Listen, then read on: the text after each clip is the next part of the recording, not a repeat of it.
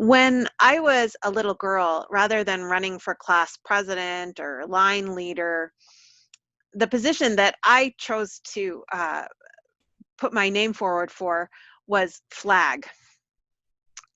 Each day, and the point of being flag is that each day you got to lead the Pledge of Allegiance and choose the patriotic song that we would sing that day. And this is in my second grade classroom. And I did win the election, if you were wondering. Now, as an adult, some of those patriotic songs still bring tears to my eyes. I also cry at parades, you know, when the aging veterans walk by in their uniforms. And, you know, the flag wave, it gets me still. And this is a very strange moment in which to confess to patriotism. Thank goodness, then, for the brilliant work of the poet Richard Blanco, whose collection, How to Love a Country, I received as a gift from Judy Lalonde. Blanco was the first immigrant, the first Latino, the first openly gay person, and the youngest person to be chosen as the United States inaugural poet. His work doesn't shy away from the truth of what we're facing in this nation, in this moment, but he nevertheless finds his way through the painful history and the painful present back to hope and appreciation for the deep values that could be understood as existing at the heart of our beleaguered nation. His words are going to be our guide then as we find our way through anger, fear, and disillusionment back to a love of this country that we call home. So I invite you now to center down.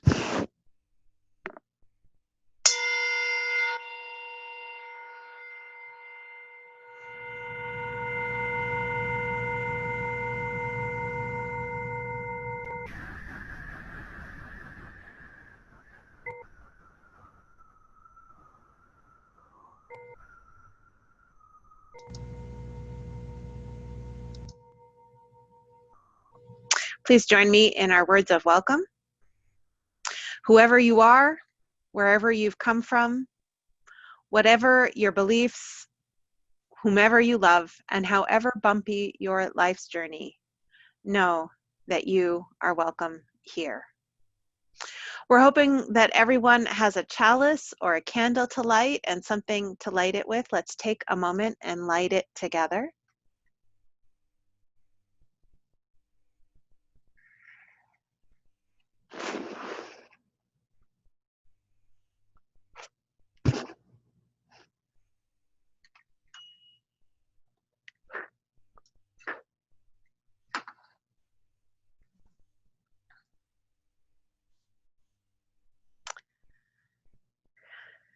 Here's our first poem by Richard Blanco, using country in a sentence.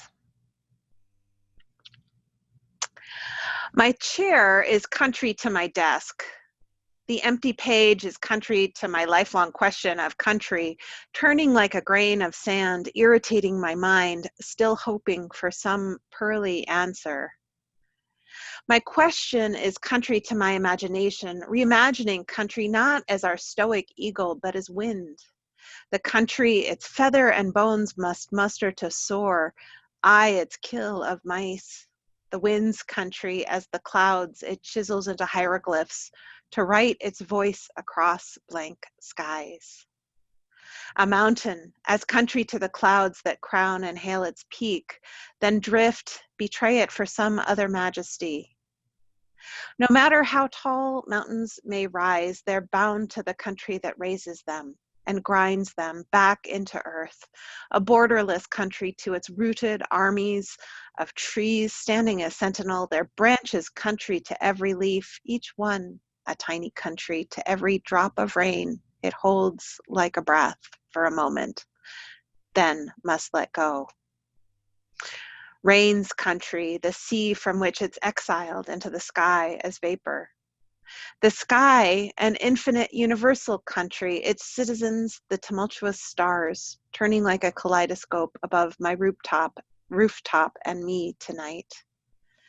My glass as country to the wind I sip, my lips country to my thoughts on the half moon, a country of light against shadow, like ink against paper.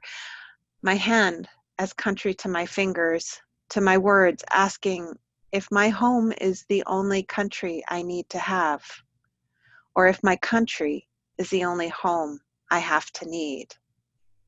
And I write country, end it with a question mark. Lay my pen to rest. I invite you now to join in singing our opening hymn, Come and Go With Me. Come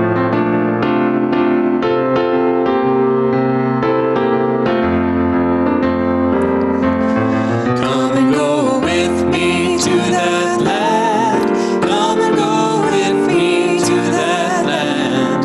Come and go with me to that land where I'm bound, where I'm bound. Come and go with me to that land. Come and go with me to that land. Come and go with me to that land where I'm bound. There'll be freedom in that land. There'll be freedom in that land. There'll be freedom in that land where I'm bound, where I'm bound. There'll be freedom in that land. There'll be freedom in that land. There'll be freedom in that land where I'm bound. There'll be justice in that land. There'll be justice in that land. There'll be justice in that land where I'm bound, where I'm bound. There'll be justice in that land. There'll be justice in that land. There'll be justice in that land where I'm bound. There'll be singing in that land. There'll be singing in that land. There'll be singing in that land where I'm bound, where I'm bound. There'll be singing in that land. There'll be singing in that land. There'll be singing in that land where I'm bound.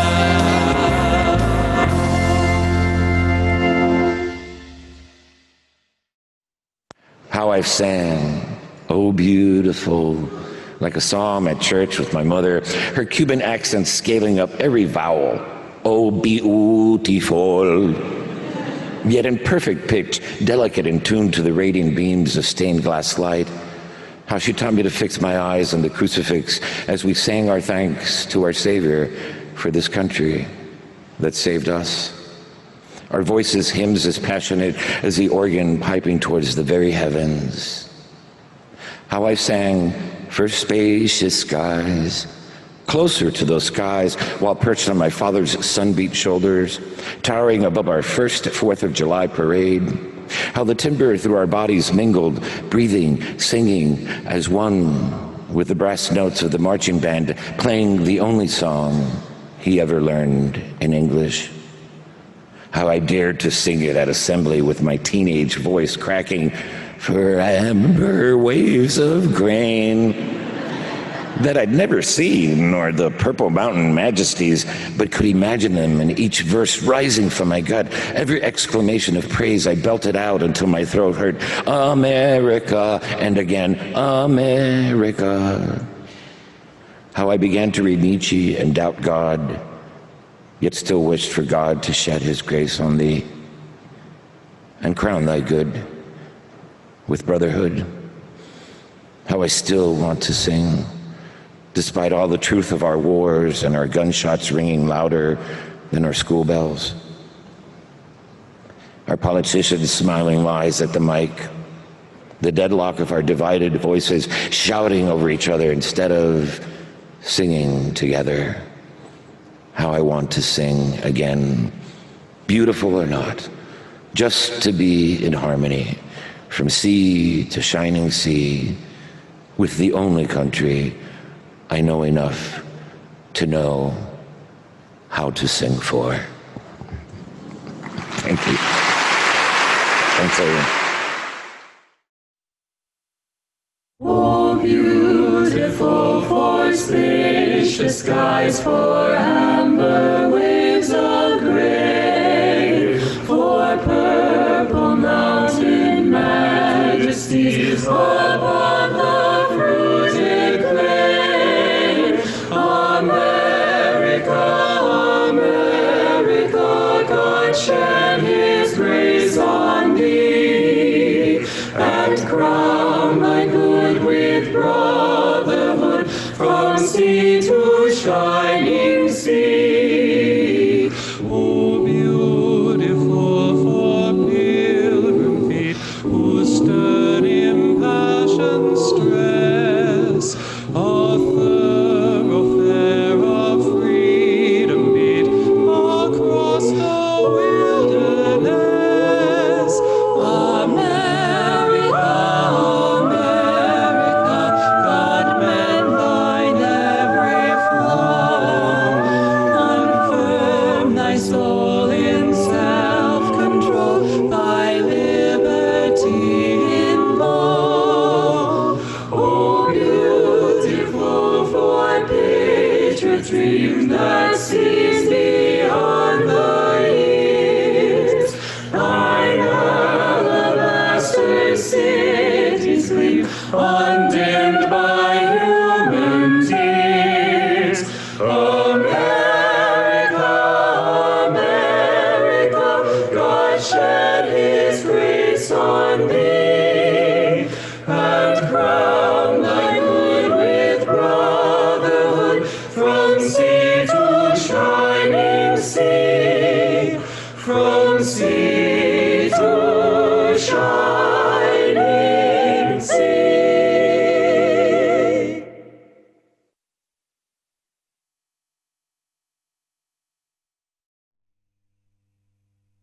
November Eyes on Main Street. The morning after the morning of November 8th, for the first time I doubt even the sun as I drive east down Main Street, radio off to Amy's Diner. She bobby pins her hair, smiles her usual, "Good morning," but her eyes askew say something like, "You believe this?" as she pours my coffee without a blink. 3 cups, black, and a muffin in me. So I head up Prospect to see Tom at my bank, cash a measly check from some grand magazine for some grand poem of mine, loaded with some grand words like transcend, as if my inked verbs could bend a river's will, shuffle stars, change the fate of our nation, or the color of Tom's eyes, thinking what I think of our reflection on the bulletproof window, asking, "So now what, Mr. Poet?" I can't answer us. I can only remember today I'm supposed to buy a rake, light bulbs, nails to hang my dying mother's photos. So I stop at Poe's Hardware, see Mikey, who knows me and what I need. He rings me up, doesn't say goodbye, says good luck, as if his eyes can see the uncertain gray in my own, worried about my immigrant cousin, polar bears, factory jobs, women, missiles, race, and all the rest, resting on the afternoon after the afternoon of November 8th. I have bills due by the 15th, so I go to the post office. Those American flag stamps are all Debbie has left. I refuse to buy them. Never mind, in my eyes, that she dismisses with a "suit yourself." My bills can wait, but not my dog's treats or the milk I ran out of. So I cross back over to the food basket on Main. Also, onions, mustard, oranges, steak tips at the checkout. Paper or plastic, Jan asks, but it doesn't matter. What matters is this. She's been to my barbecues. I've donated to her son's football league. We've shoveled each other's driveways. We send each other Christmas cards. She knows I'm Latino and gay. Yet suddenly, I don't know who she is as I read the button on her polyester vest. Trump, Make America great again, meaning she doesn't really know me either. We manage smiles when she hands me my change, but our locked eyes say nothing. So I drive home to my hillside. By dinner time, I'm still not hungry. I'm numb, as hopeless as I am drowsy.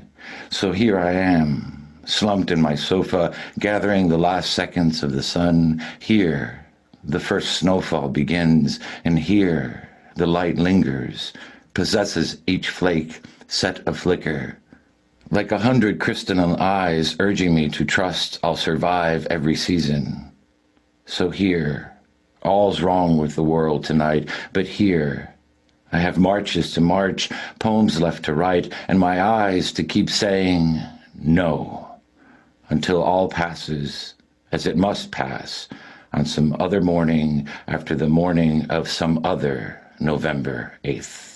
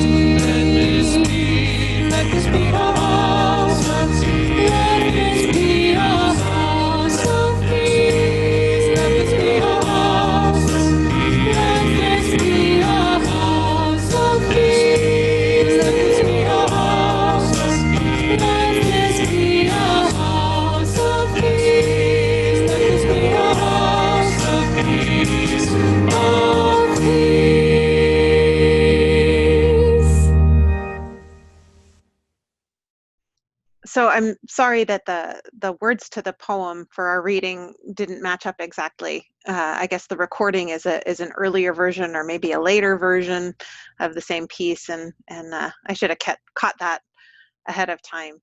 But the text came from the published version. In any event, here we are, 4th of July weekend. And as I said in my introductory remarks, this is a very complicated time to be patriotic. In a week where the current occupant of the White House gave a divisive, racist, offensive speech at Mount Rushmore, calling the removal of Confederate statues attacks on the legacies of the Founding Fathers. I'm so embarrassed by his statements. And the truth of it is, it is an attack on the legacy of the Founding Fathers.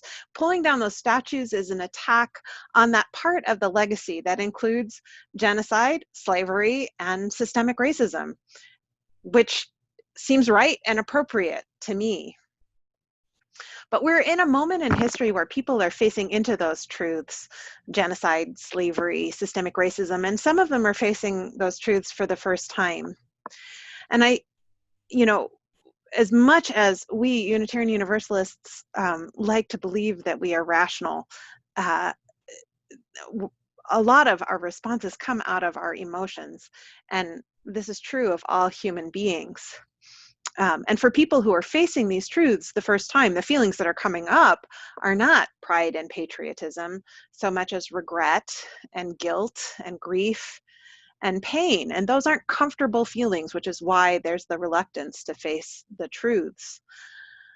What they don't realize is that on the other side of those complicated and painful feelings, there's determination, there's commitment, there's hope, but most especially, there's love.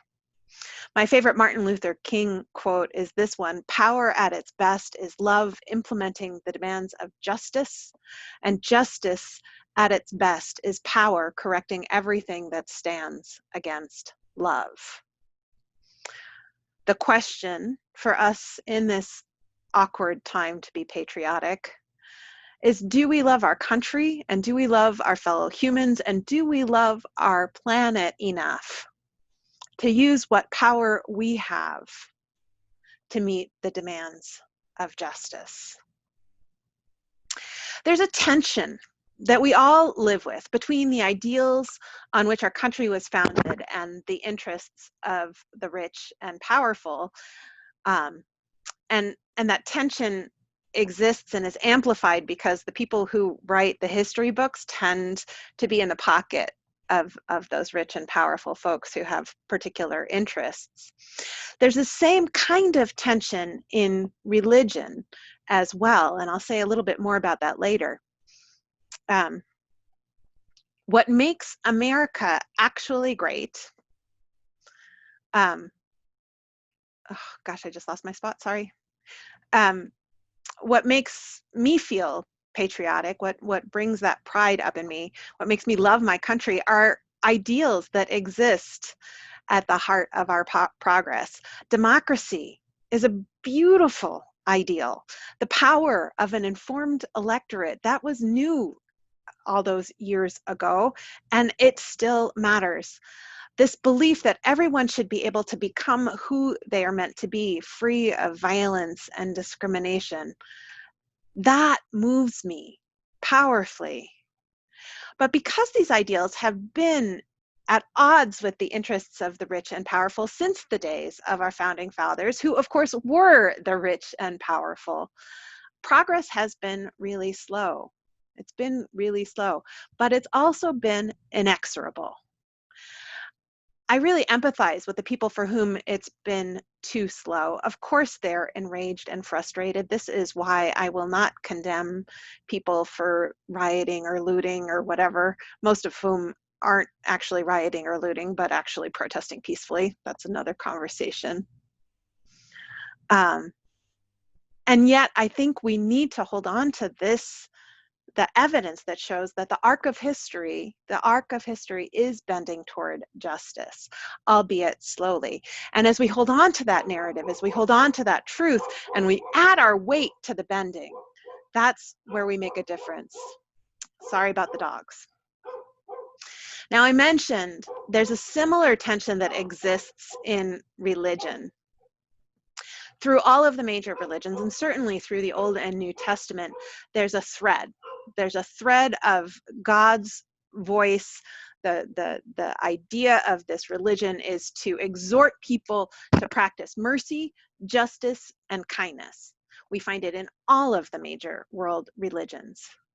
But again, the rich and powerful were the ones who had access to that text. And so there's a counter narrative that we find in all major world religions as well, kind of like a warp to the weft, or a weft to the warp. And as if that weren't enough, the rich and powerful have regularly through history used religion in twisted and hypocritical ways. I've talked before about the roots of homophobia going back to this incredible propaganda campaign, you know, when the powers that be in the Catholic Church started preaching against homosexuality because the people in the pews were getting wind of nepotism in the church hierarchy.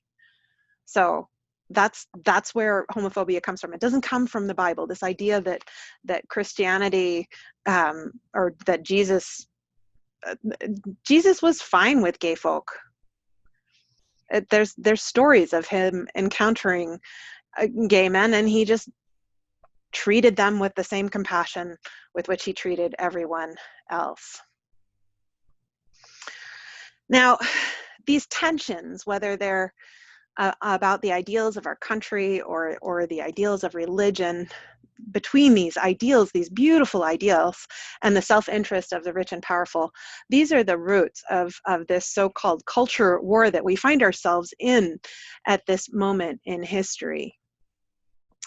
And you know, there's this insidious, again, a counter narrative by those who are advocating the self-interest, the rich and powerful. And the counter narrative is essentially that they, meaning liberals, want to take things away, want to take away freedom, want to take away their guns, want to steal their sense of history, their safety, their way of life, their freedom. And of course, locally, we see that with Christchurch. And we're also seeing it nationally. And I found myself really wrestling this whole week with the question of how do we advocate for our values clearly and powerfully without reinforcing that narrative of the culture war, without reinforcing that sense of they want to feel attacked, right? Because that fires up their base. They're able to play the victim, and I don't want to play into that dynamic, because from where I sit, it's not about opinions. It's certainly not about taking anything away from anyone. It's about responding appropriately to reality, whether it's the reality of our history, the reality of the current injustice and systemic oppression, the reality of this awful virus, the reality of climate change. The culture war turns things that should not be matters of opinion or debate into flashpoints for conflict. It is ridiculous, and it is destructive.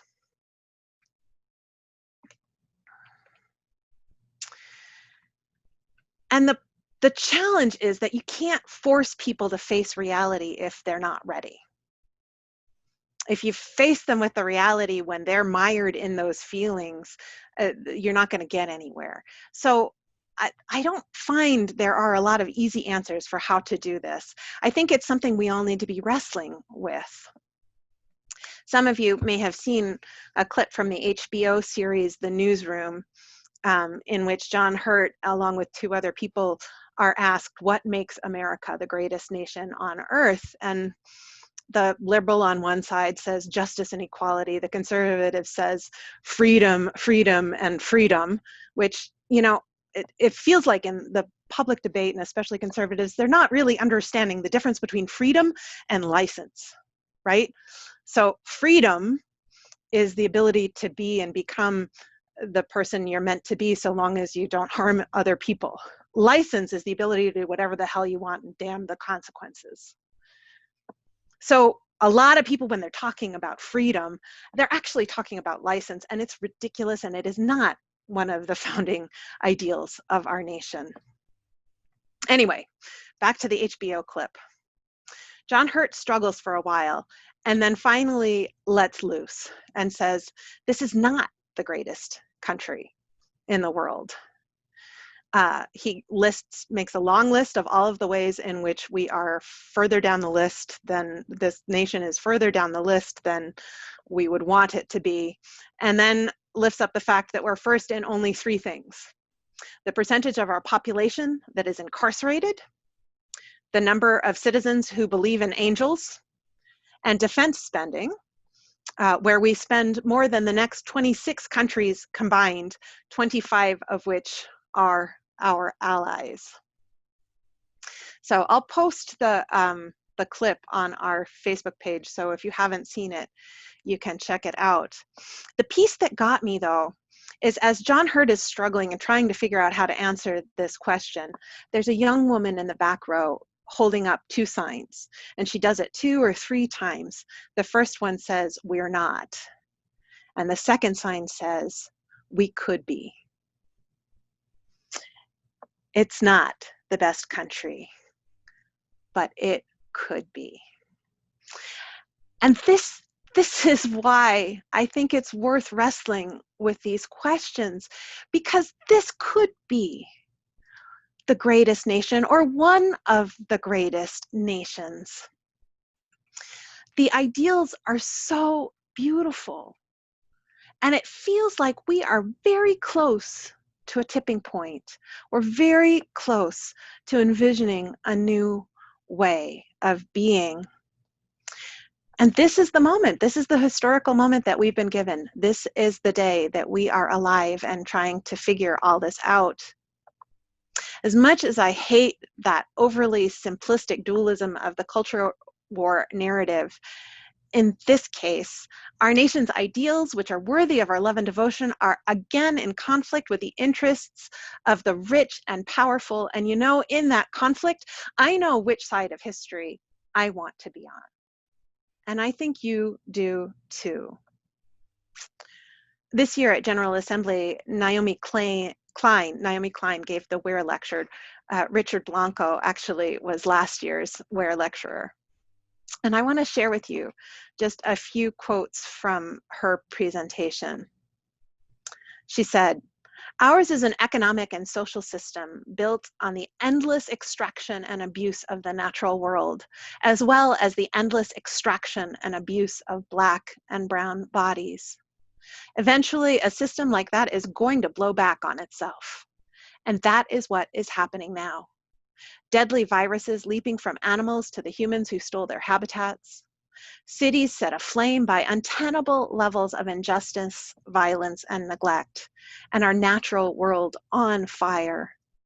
All of our accumulated debts to our fellow humans and to the more than human world as well seem to be coming due all at once. Will we reckon with them? Will we do the hard work that is necessary to make amends and repair relations, to set things right, to begin to heal? Or will we keep pretending that there is time to spare even as the fires burn on our doorsteps? So much hangs in the balance. Later, she said, "These are frightening times. We need to be unflinchingly honest about the threats that we face.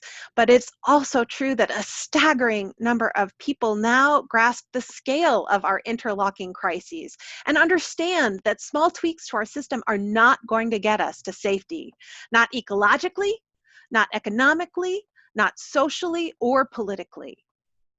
We who long for a different kind of society, one rooted in respect for the interdependent web of all existence of which we are a part, we are many. The forces bent on denying those interdependencies and shredding that web of life are powerful, but they are few. Beloveds, this is the time we are given, and it is a time to go to battle, to throw ourselves into the struggle. But we need to understand it not as a debate or political campaign. This is a battle of narratives. Can we make the true narrative, the competing narrative, compelling enough that people will choose to live in it and live into it? Can we bring to life this narrative of interdependence and hope and justice? Can we evoke this vision of a nation and a world where all people are truly free to bloom and achieve the fullness of their potential? Can we envision and can we share that vision, a vision of a sustainable world, a humane world? The thing about this pandemic is that it has proven that as a species and certainly as a nation, we do have the capacity to make huge changes when we need to. And beloveds, it's time. We need to. We can build a world that is worthy of our children. We can, and we will. And we do it by coming together and making sure that the true narrative is louder and clearer than the toxic counter narrative at every level of society. We need to cast the vision and focus on what we want, not what we don't. It's not about red or blue. It's about love. For love of country, for love of our fellow human beings who deserve to flourish, for love of our planet, for love of our children and our children's children, for love of the future. We need to become the change we wish to see. All of us doing what we can do what none of us alone could hope to accomplish. We are many, they are few, and the future, in the future, this country could be worthy of our love and our patriotism. So be it, and so may it be.